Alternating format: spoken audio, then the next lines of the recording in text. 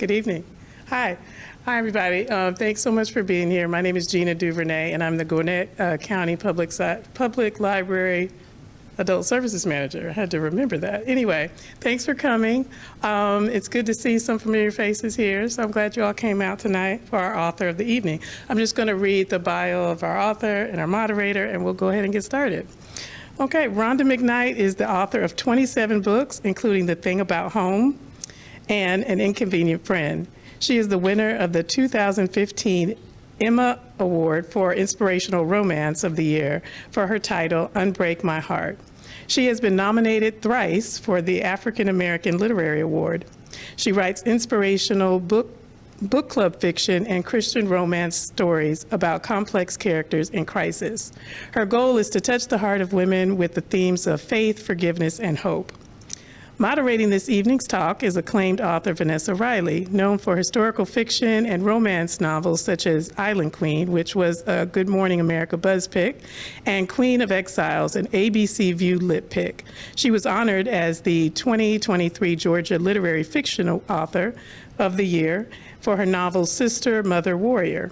Her works have received praise from esteemed publications such as The Washington Post, Entertainment Weekly, NPR, Publisher Weekly, and the New York Times. Please, let's give them both a round of applause. Oh, wow, we got a crowd here. I know, it's nice. Well, I'm Vanessa. I'm Rhonda. And now we're going to have a lovely evening because my friend, my dear, dear friend, has come out with another beautiful book, Bitter and Sweet. So, Rhonda, this is a quiz. If you could do it in 2 sentences. 2 sentences. 2 sentences. You writer girl. She did not prepare me for 2 sentences. I know. I'm so bad. Go ahead. Okay, do 3. Tell me about this book.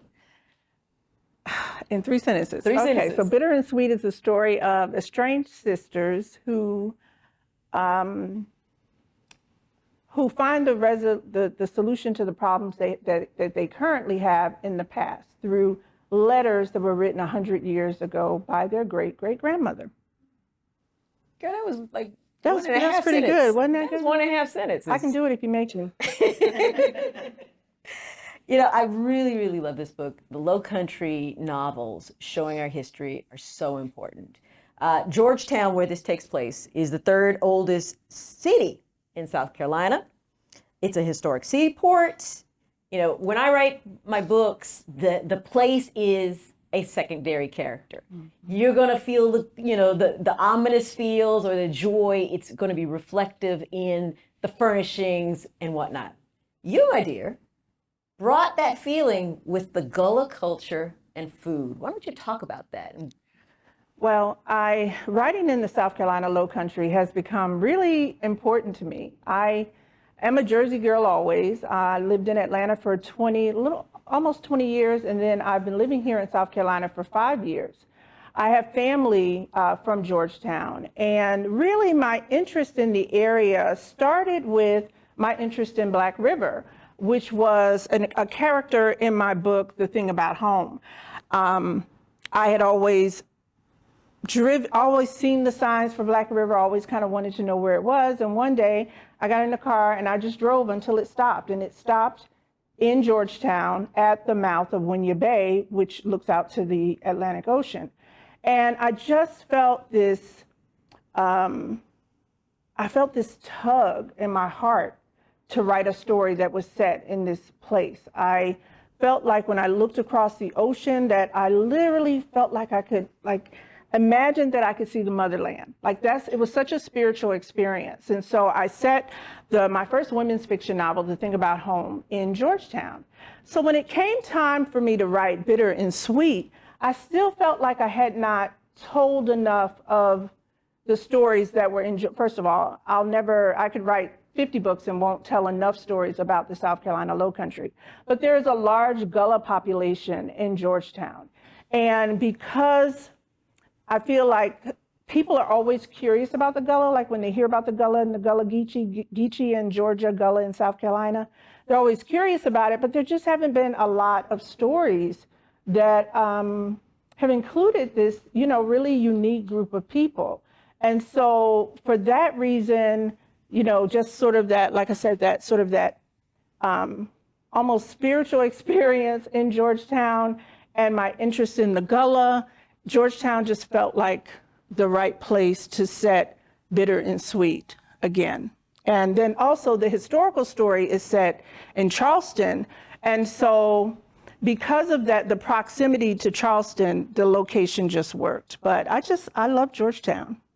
Now, but tell us about the Gullah food. Okay, the food, yeah. So, so the Gullah I'm a food, foodie. I like the a food lot a lot. of the food in the Low Country is soul food. A lot of Southern food is soul food. It gets renamed, but it started as Gullah food, and then we called it soul food and Low Country food, but it's kind of all the same. A lot of the foods that the Gullah cook are foods that are indigenous to whatever the land is. So when enslaved Africans were brought to the South Carolina Low Country, they were brought there to farm rice, which if you know anything about South Carolina history, rice was a huge economic producer of wealth in South Carolina. A lot of times when you look at movies, you see cotton and tobacco featured when you see movies about the enslaved, but that's only because it's cheaper to make movies about cotton and tobacco. There's no water. If you were to film a movie in a rice plantation, it would just be really expensive. And so that's often the reason why even filmmakers choose to focus on the other crops. But rice was it. Rice was it. Economically, really for the entire country. And so because of that, one of the things is that the coast of Africa, Ghana, Gambia, Angola, Sierra Leone, those Africans were brought to the US and enslaved because they grew rice in those areas. So they figured those people knew how to grow rice, they bring them here, and there's a whole thing about the topography of the land being similar, but not quite the same as many people thought, as they thought it was. There had to be some irrigation and some work done to the land to make it produce rice. But for the most part, the Gullah people, because of the way the rice plantations were set up, and because there was so much malaria and so much heat and snakes and everything that was bad, they were kind of left alone to farm. There were overseers and they were there. And so they learned to live off the land. They were left alone to continue to forage their own food. And there just wasn't as much control on the rice plantations because a lot of the landowners, they came in north. They came into Charleston. They came into places that were cooler. And so they were able to just create their own menus, their own food. They were able to, like I said, forage different foods from the area, and anything that was similar to what they had eaten in Africa, they continued to eat, and then they were able to find things indigenous to South Carolina that they were able to cook. So the food is very, if I had to describe, very farm to table, very natural ingredients. Whatever is harvested, whatever is available, whatever's growing at this time is what they eat. They continue to do that. But there's a lot of seafood, obviously being on the coast. There's a lot of rice still, okra, a lot of different vegetables, and a lot of herbs. So the food is very well seasoned. And because I like the food, I keep writing about it. You do it so well. I mean, I'm reading it and like, with a lot of passion. I think I'm hungry. I know. That's the intent. Now, people get after me because I kind of have this thing about having millions of characters in my books. You impressed me this time because you had a lot of folks up in this There's a lot of folks in that book. And you had to keep people straight. So, like, if I mention the name Mariah, a lot of people had ended ex-relationships, or something went bad in the relationships. So if we go with these partnerings, so you have Mariah and Vince. Right. Okay. Then you got Sabrina and Kendrick from Right. Minute. From Minute, yeah. And then you got Sabrina and Quentin. Right. and then you got Grandma Ellen, and then you got Tabitha. Girl, help me out. Tell me about the three main characters. The three main characters, so let me just say this. Bitter and Sweet, a little more of a synopsis of what the book is about. It's the story of two estranged sisters whose grandmother sends them a cryptic text and tells them, I need you to come home. They live in the South Carolina upstate. She summons them to Georgetown, which again is in the Low Country. And so, but the text is cryptic. She doesn't give them any information. And so they think that they are coming to Georgetown because their grandfather, who has not been well, is sicker, perhaps. And so they come, and so once they arrive, Grandma says, well, look, don't worry about Grandpa, I got him. I need you two to go over and reopen the family restaurant, which has been closed since the grandfather's illness and has been in the family for 87 years. Grandma is, both of these girls are at a point in their life where they're both at a crossroad, and the timing is right for Grandma to kind of work her grandma magic to kind of see if she can go about healing this relationship, because they have none. And then in the historical story, it's the story of their great-great-grandmother, Tabitha Cooper, Bitter for short, as she is navigating her life during the years of 1915 through 1938, building a restaurant business as a single mother in Charleston. And so there are a lot of characters because they're two very distinct timelines, and these women experience a lot of different circumstances, a lot of different things along the way. Tabitha's story sort of spans, like I said, from 1915 to 1938. There was a lot going on with Tabitha. She takes up about 50% of the book.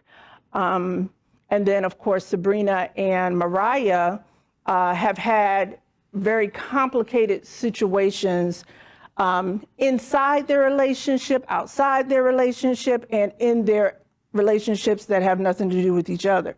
And so it just sort of lends itself to quite a many characters. And you use them very well. Yeah.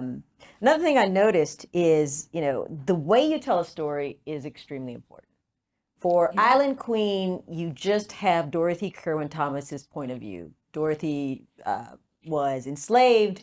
She buys her freedom. And I take you on this journey of how this woman who has known slavery as a child now sees the world where she is earning money, where she gains agency. Mm-hmm. She has an affair with a prince, but I'm just going to throw that out there.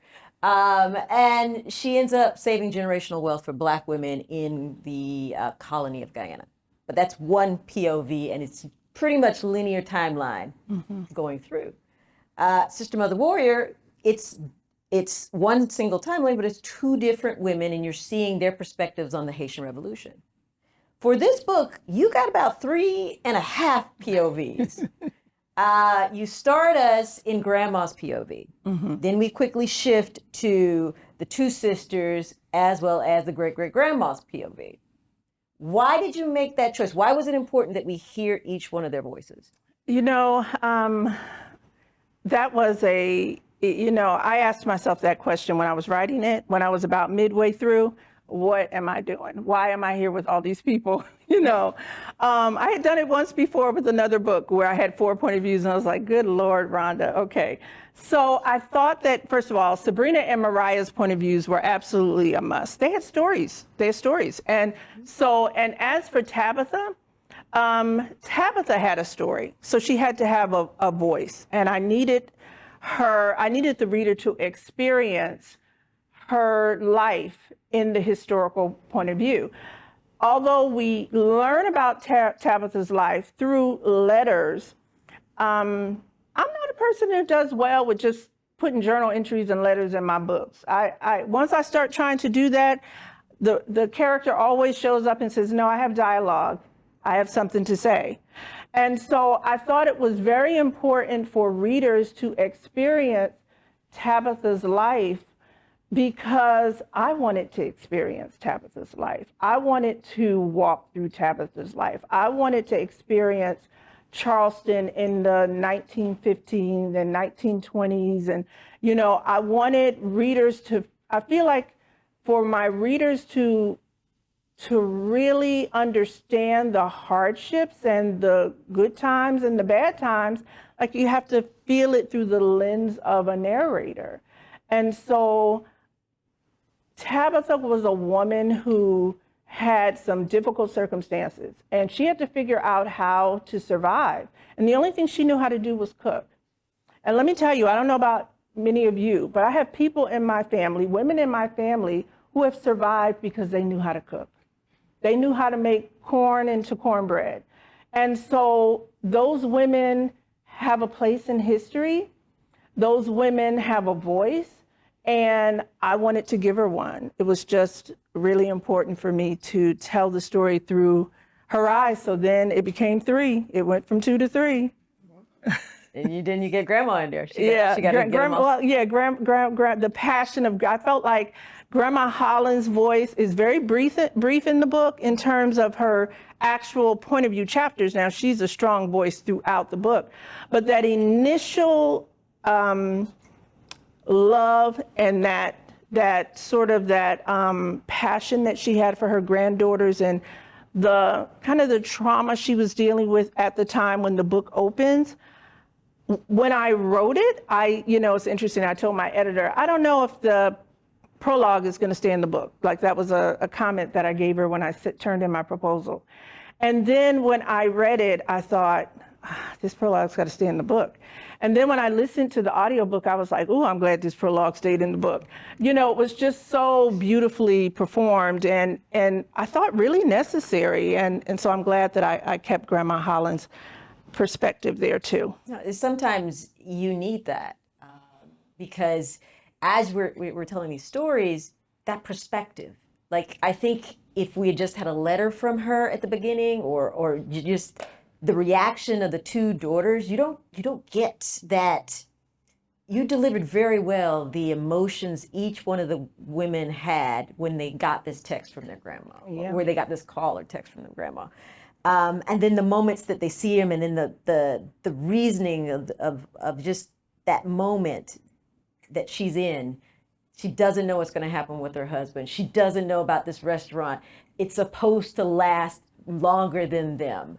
And she's got all these things. So to me, it was very necessary. Yeah. But as a writer, these are choices you make. How do you tell the story? Yeah. Another one, now this is a writerly kind of question. Whose story is this? I think it's all of their story at some point. It's bitter and sweet, and there are bitter and sweet moments in their lives. There are bitter and sweet moments in our lives. So I think that it is very much, I always say it's the reader's story, right? The reader's story, whatever the reader is, because when I write a book, I turn it over and it becomes your experience.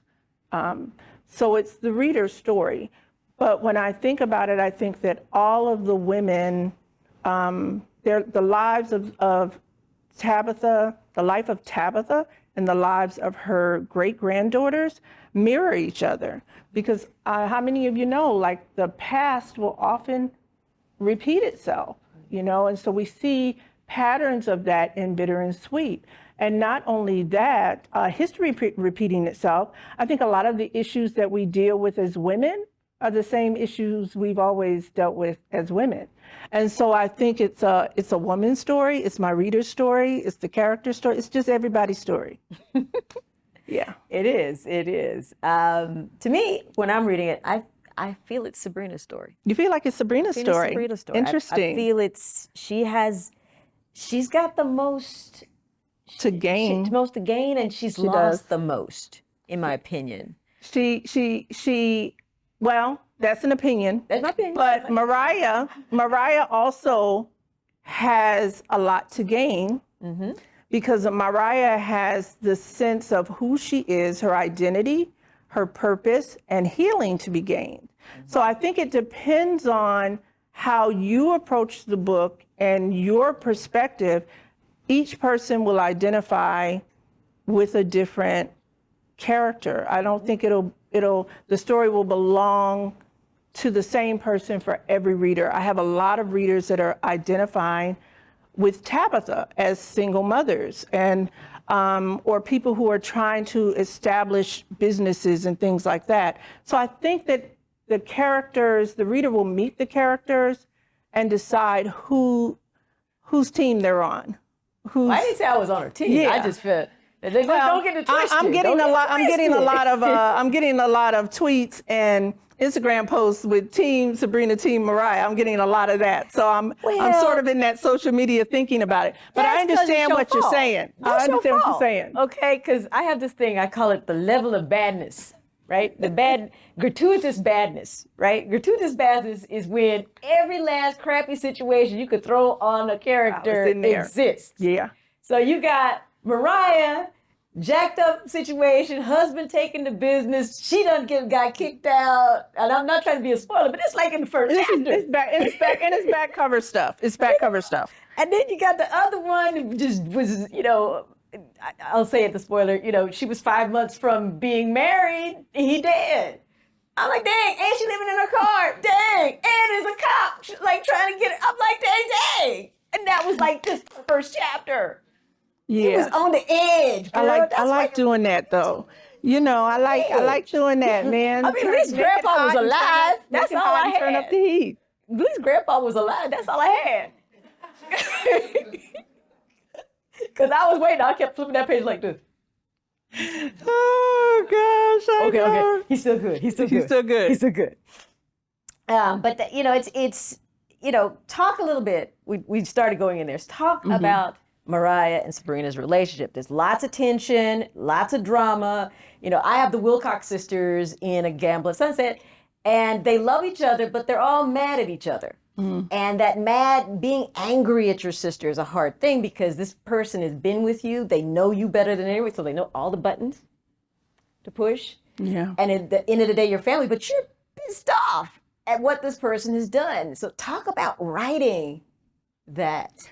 I have a sister, and my sister and I have a really good relationship. I'm the oldest, and, she does what I tell her. So, we have a really good relationship.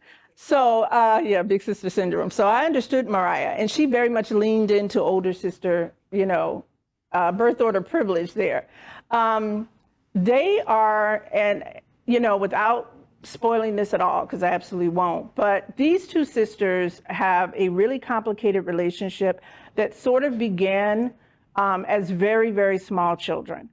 And the thing that caused the rift between them was a really difficult situation in their family, a hardship for their family, and then decisions that were made as a result of a death that happened in the family. And so it's one of those situations where things are bad and people don't make the right choices and it just gets worse. And so Mariah, as the oldest, sort of carried the burden of a lot of difficulty, not feeling loved growing up. Sabrina always felt loved as much as she could. She felt loved growing up. There were differences. This book touches a little on colorism. There were differences there. Their father's handling of things, their location away from, they did not live close to their grandparents, so they did not have that extra support system. So there were just like a lot of things. And really, one of the main issues is grief. They've been experiencing grief for pretty much most of their lives. And at the point when the book opens, they are both, it's like grief on top of grief. There's new grief, particularly for Mariah. And she's one of those people I love Mariah. She's very smart, shrewd businesswoman, has really great ideas, has accomplished a lot professionally, but she's got a meat cleaver in her back and she can't get it out. And as a result of that, she in seeing her sister and her grandmother wanting her sister to be a part of this, y'all reopen the restaurant. It's like, well, first of all, I can do this by myself. And last thing I need is her underfoot. Like, it's kind of like having a little baby underfoot that you don't want in the way.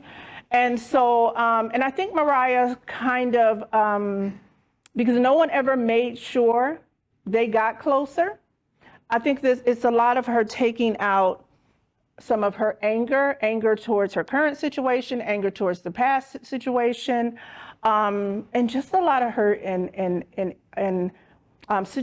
Mariah needs healing. Let's just say, I'm just put it out there. She needs to be healed emotionally. And until she does that, which you have to read the book to see if she ever does, she's stuck. She's a person who's sort of stuck. And Sabrina's stuck also, but in a different way. Sabrina's stuck in a current loss. And she's just sort of, I think, moving through grief in, I think, a kind of a typical way. I mean, she is a little stuck, but it's a new loss, a newer loss, and also trying to find her place and trying to balance some relationships and things. But I really enjoyed writing about these sisters. You know, it wasn't, you know, it just a lot of the real hard conversations that they have, the really difficult places. Man, that was just some of the funnest writing I've done in a long time. I mean, you know, I just leaned in. It's like you said, your siblings know how to hurt you. What would hurt the most? What would really, you know, what would really push her buttons here? What would push her buttons on the back end? And even though most of the sort of the vitriol action seems to come from Mariah, Sabrina is there pushing her buttons just kind of by breathing. So, you know, which doesn't seem like, you know, she's really not doing nothing but breathing, but her breathing is pushing Mariah's buttons too, so. And she does it well. She breathes very well. She breathes very well. She breathes very well. Now, you mentioned that the book spans two different time frames. It's a contemporary book, but it also goes between 15 to 35. 38. I'd have gotten close. Right? You were close. I was close.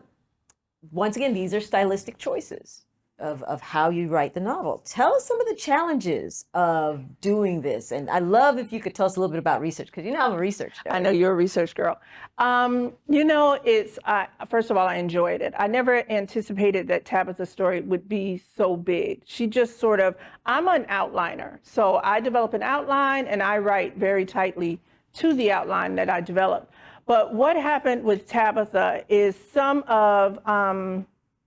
an outliner, but I also allow a story to become what it needs to become. And so as I was writing Tabitha's story, there were a couple of sections, really big pieces of the story that just sort of jumped in there. And I felt like, God, I can't take this out. They'll love this, you know? And so, because when you write a book, sometimes you have to edit it down. You know, I know this one here, you know, writes these humongous 150,000 word books and has to figure out how to get 20 or 30 off. And it's always painful. It's very painful. Y'all want everything. Publishers have a word count that they want you to stick with. Now, my publisher in particular is like, this book cannot be more than 102,000 words, Rhonda. It's supposed to be 90 and you're already pushing it. And so there's some things that I wasn't able to do, but there were things that had to be there. And so what I decided to do is I had researched certain things that were happening in Charleston during that time period. I love doing research. I'm not as organized about my research as this one over here. I have Pinterest boards. She has all these other things. I have Pinterest boards with all my research. And so I spend weeks and weeks in the Avery Research Center in Charleston, gathering information.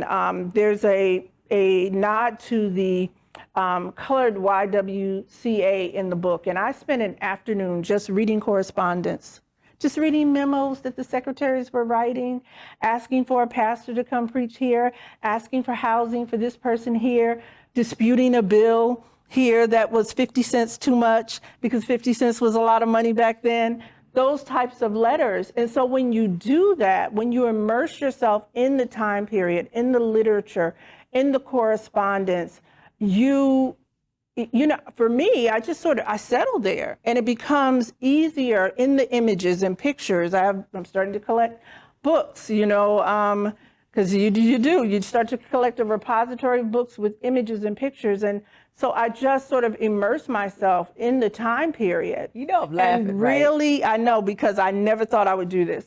I can remember some I could never, conversations ever. like, I don't never understand what you're doing with this historical fiction stuff. I would never. I would never. I would never. That's what I said. And I was You should see what's on my prayer and list I for you. read a lot of historical fiction. I loved it. I was impressed with everyone who was writing it. But I thought I would never do that because, first of all, when it started happening with the thing about home, I felt like I was out. I'm not in my lane. Like, I'm making a mistake here. This is not going to go well. I don't do this. And so when it worked well for the thing about home, I think it gave me more confidence. Your voice, I will stop you right here because I think I even called you when I was reading it. Yeah, you did. And I said, your voice is, you've got that, there's a thing about a historical tone, the sentiments, the cadence in the way the words come out on the page. Yeah. And I felt it. So I know you got a historical fiction up in you. Yeah. You're just going to have to just, come to the dark side. Just give it up. Just come on over. It's come funny, on over to the dark side. Because you weren't the only person. My mentor, Victoria Christopher Murray, I don't know if any of you know her books, right? Of course you do. And when she read the thing about home, she said, you're going to write historical fiction, don't you? And I said, no, I'm not. This is just the one. She said, no, you're going to do it. And so when there was so much of it in Bitter and Sweet, and I don't know that I love writing in dual timeline. I love challenging myself to make sure, and this just might be me, I like to challenge myself to make sure that contemporary story is just as interesting as that historical story. Yes. And that's a lot of work, because a lot of times people who kind of like historical fiction will lean into that historical story and want that story more than they want the contemporary. So you have to really, from a writing perspective, you have to really work hard at that contemporary story to make sure there's enough conflict and the characters are interesting enough that readers want to spend time with those characters too. So I think it's just, this is the story I was supposed to tell. And so I aside from the fact that I work really hard like my peers, we all do, right? I just feel like it was just the story I was supposed to tell. So it was very much I never feel like I'm alone with my writing. I always feel like God is with me, and whatever the story is that readers need to hear or if they're listening to the audiobook or whatever, like, I feel like it's my time to tell it. And so what am I trying to say there? Just anointed for the time, right? Yes. Is that what I'm saying? You were Without saying, not being arrogant about it, but I trust my voice and I trust God.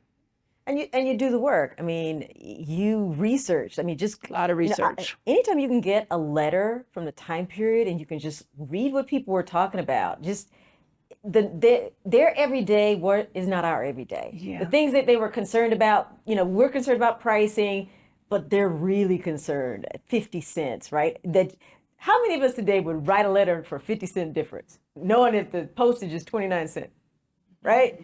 Most of us wouldn't. But they would, because so to me, I love that level of research. It comes out. You can see that you spent time. And having a story that's balanced, that is equally as interesting in every timeline is very hard. Yeah, it's not easy. It's extremely hard. Recently I turned in a book, and it was a 1990s contemporary and a 1675. And my editor was like, how attached are you to that 1990s timeline? Because she's like, it's good, but I want to keep going back to 1675. Your book has to be even. You want every word to count, every emotion to be there. If it's uneven, your readers don't get the best book. Right, yeah. All right. Now, we can talk about grief because, cutting 55,000 words out that manuscript would really hurt my feelings, but I trust my editor. Grief is a very big theme in this book. You have Sabrina grieving her fiance. You have Mariah grieving the loss of a relationship, or the loss of her hard work, her business. There's, in the past, Tabitha has several losses that she has to. Talk to us about grief. Why was it so important? Was this a story that I thought was about grief at the onset? I don't think so. I think that what's happening for me as a writer, I'm 58 years old, And so I think that what's happening for me as a writer is that people that I love, that I'm close to, are experiencing grief. I'm seeing it up close, very, very close. I'm experiencing it myself.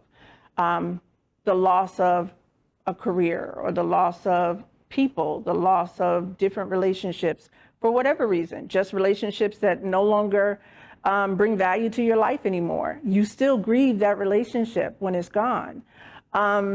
Divorce, and so I'm seeing that, I'm living it. And not to say that people don't experience grief very young, because of course I had people that I loved and cared about that passed away when I was in my 20s and 30s and all of that. But I think it just becomes more prevalent as we age. I have friends that are losing their parents, siblings. And so I just think it's the season. For me, I'm writing what I know and what I'm experiencing and what I think my readers are often experiencing. Even though I have a lot of young readers, I think that because I've been writing since 2009, I was published, I think I was 40 when my first book came out. There are readers who have been with me for a long time that are aging with me, And so we are experiencing the same thing, moving into caregiving responsibilities, different things like that. So I feel like also that grief is a thing that is it's not a one-track type of thing. We all grieve differently on different time frames, and then you never really stop grieving a thing. You may feel better about it, or you may not be thinking about it on Monday, but you're thinking about it maybe on Thursday, or something happens and brings it back to your memory. So you never really, I think, really move away from grieving people and even things, even circumstances. And so it naturally evolved as a part of the story. As they experienced different things, the grief just kind of showed up. And I realized that this is an overwhelming theme in this book. It was for the thing about home also. So maybe as I have transitioned from writing romance, because I wrote most of my books are romance books. And so when I wrote The Thing About Home, it was my first women's fiction book with a strong romance element. The Bitter and Sweet is more romance, more women's fiction, a little less romance. I'm moving, I think, away, even though my editor tells me I'm not moving away from romance. She says, Rhonda, if there's a man within 50 miles, you're going to give him to somebody. So she said, I need you to. A man with his shirt off. A man with, shirt off, shirt on. It don't matter, girl. I'm going to give him to her. So she very much feels that's a gift of mine, and she doesn't want to see me completely move away from it. But I think that in changing genres, that I think we all have things that we do as writers that are sort of our lane, our area of specialty. For you, writing about these amazingly strong women in history with these incredible stories and this resilience that is like unmatched. That's your jam, right? Yeah. I think we all have a jam. We love it. Yeah. But last question. We've talked about grief. There's so many other aspects. This is also a book that has joy. Oh yeah. The fun, the bondings. So just tell us a moment about joy that we experience in this book. The joy that you experience in this book it's important to me because I think life is balanced. Where there's bitter, there's sweet. Where there's pain, there's joy. Where there's sorrow, there's joy. There's always, we live, life has balance. There's up and there's down, constant. It ebbs and flows. And so as a result, I'm not just gonna write a book about folks grieving. They got to come out at some point. There's gotta be some joy and there's gotta be triumph. But I think the joy comes as a result of the women's resilience. They're never say die, I'm not gonna let go, I'm gonna push forward. I'm not going to give up. Tabitha in the historical story as a single mother who has to make a way. Now, some of her, and this is the same for the contemporary story, for Sabrina, some of her never say die kind of sits on the back of shame. you know?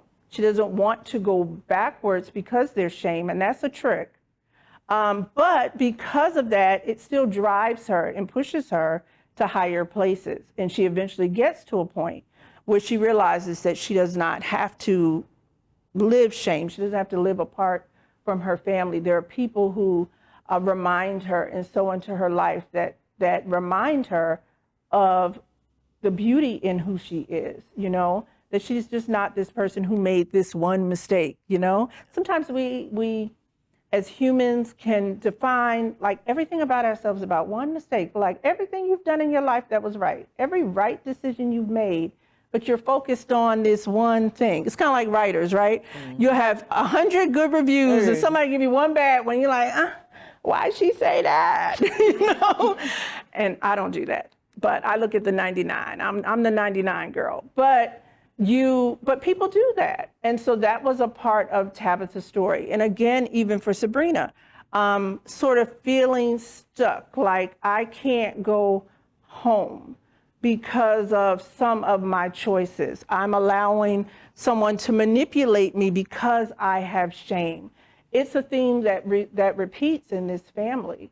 And so it's a cycle that needs to be broken. And so back to your original question about joy, I think it's just a part of, I think that sometimes there's something I've written another book once about a character who is suicidal, a long time ago. The name of it is Live a Little.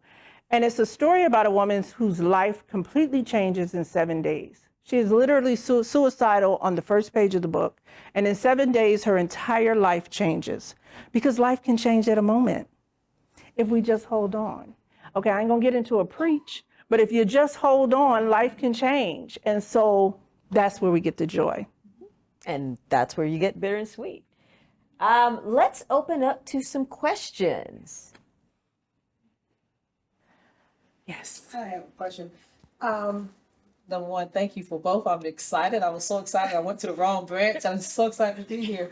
But it's curious to me that editors limit the number of pages or words. Oh, yeah. If you have a story that requires 200,000 words, I mean, You're gonna have to figure out how to cut it. And is there a reason? Is there? Yes. Okay, so what's There is the a reason reason. behind? Is your limiting name the Stephen book? King? Yeah, if your name ain't Stephen King, King, that's what it is. They will find room. they for will that find 200 room for all those words. And so if your name is not, But Honore Jeffers, that sucker's like 700 pages. Obama's book was like. Okay, wait a minute. He Obama. he's Obama. Okay. Yeah. But Honore Jeffers, beautiful book. It was picked up by Oprah. The story was as long as it needed to be. I think it was her debut. I think she'd done some national poetry before that. So, I mean, it's up to you. If you can prove to your editor that you need every last one of the words, they'll figure it out. But you got to prove it. You got to prove it. You got to prove it. And Otherwise, you got to say goodbye, 1990s timeline. it's a cost. It really is a cost thing. Okay, so when a publisher says to you, we need your book to be 95,000 words, it means we need to be able to pack 40 books into a box to send to the bookstore. Mm-hmm. So now if your book is 100,000 words, we can only fit 36.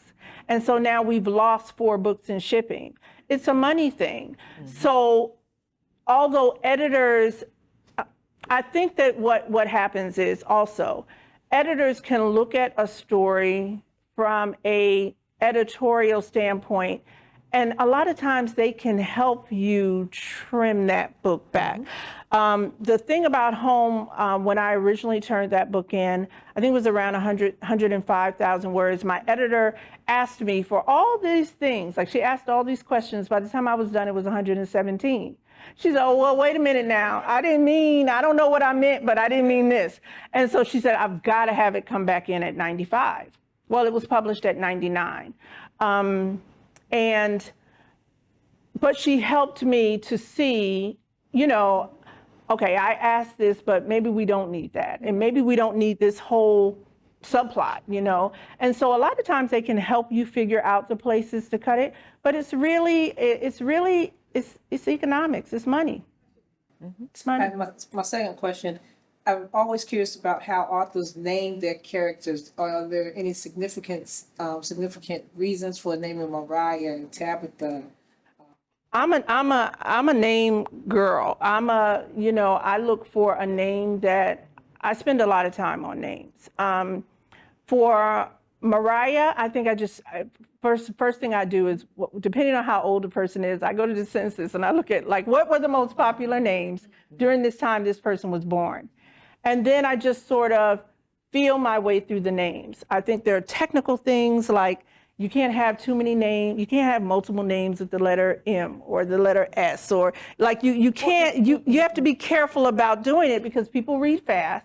Yes. So if you've got a Mariah and a Marquis. Maggie, and it's like, oh, wait a minute, who's this? And I need to go back. And so there are technical things that you want to do with respect to names, making sure that names are not sounding too much alike. If you've got a set of twins, maybe they're Ryan and Mason as opposed to Jane and Jack, or, little things like that. But I sort of like Tabitha. She was originally a woman named Alfina. And I changed it to Tabitha when I got when we decided on the title. I was like, okay, well, I have to change it from Alfina. I already knew that for reasons. And so I was like, what can I name her that will what's a name, Bitter? And I do that kind of stuff. And so, Bitter is short for Tabitha. And so then she became Tabitha. So that's the kind of stuff I do. What about you? I actually go, like you, I go back to the birth records in the islands, in England, the Duke in A Gamble at Sunset. His name is Jalil Charles. I needed the blackest sounding Russian name I could possibly find. So y'all will know when you see Jalil, you know exactly who that is in the book. So, but it's you don't want similar sounding names. Yeah. But you want everything to have purpose. And for me, it's got to be a name that, Tabitha is actually an extremely old name. It is. But people Yeah. think it's contemporary. So It's sometimes not. that name will get Old. pulled out because people will think it's a contemporary name. It's actually very old. No, it's very old. It's in the Bible. It's old. So, yeah, a lot of work goes into names. I really spend a lot of time So working be intentional. with names. Be intentional in the names. Anything else? Yes. I appreciated the characters of Grandpa and Dante for the language. I Yeah. love that. Being a teacher, retired teacher, I always want to learn. And anytime you shared things about the Gullah community, it's like I would like more of that. Yeah. That was fun. Thank you. I was a little concerned that it was a little much. It started out, it was a little less, and then I increased it, and I said to my editor, am I doing too much of this? Because I don't want it to be confusing to readers. But I felt like it needed to be authentic, and it needs to be there, and that if people slowed down with the reading a little, they would know what they were saying, In the same way, when I talk to someone who speaks strong Gullah, I mean, okay, I'm listening hard. I'm understanding what you're saying, because sometimes they talk really fast and you have to really pay attention. And so I hope that readers would be okay with it. So I'm glad to hear that you enjoyed it. I'm glad, especially Miss Libby and Miss Libby and Miss Libby. Yeah. But I'm disappointed with one thing. Okay. When I came in, I looked around. I just knew that you were going to have mason jars full of sweet cakes for all of them. And I said, This is my girl right here. I mean, I was tasting that cake the whole time I was reading the book. Well, I may have something for you before you leave. I'm not saying you're going to be able to taste it, but I may have a mason jar for you for another purpose. So when you come to the table, you get your jar. Food is extremely important. Sorry, I got distracted with the cake thing. Forgive me about that.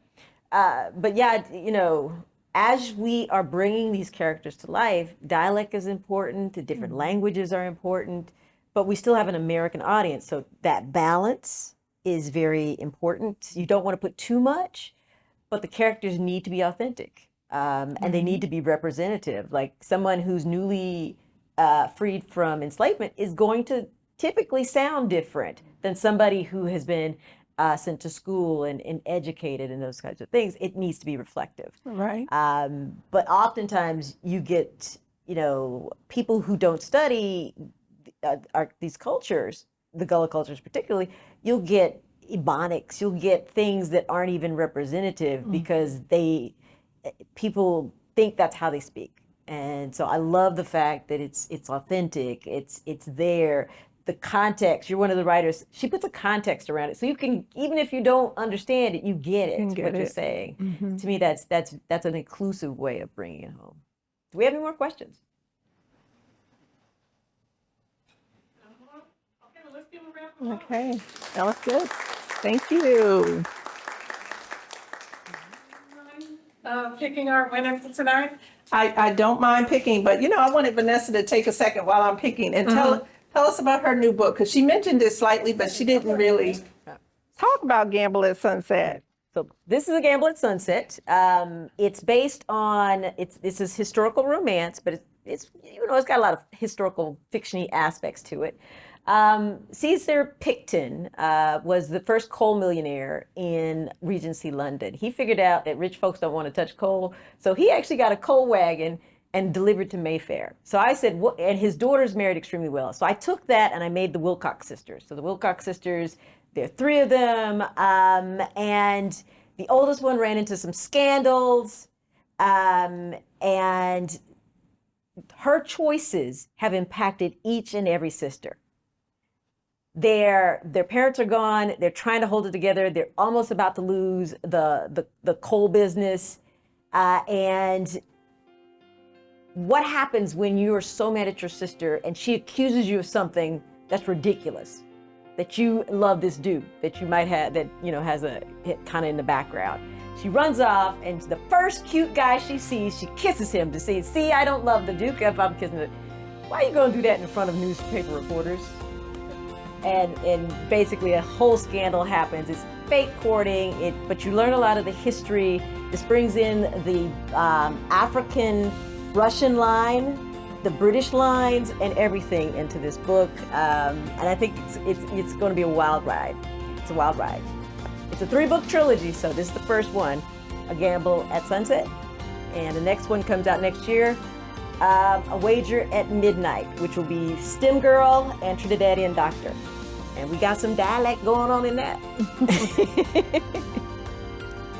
Okay, so our winner here is Cece. Congratulations, Cece. Well, your gift is in the back, and then we also have a bookstore here. Thank you for that. The bookseller. It's not just the bookseller, but the booksellers and the bookseller. And so there are books, both books, Vanessa and Rhonda's books are available for sale, and they will be signing here if you so choose. So thank you so much for coming tonight.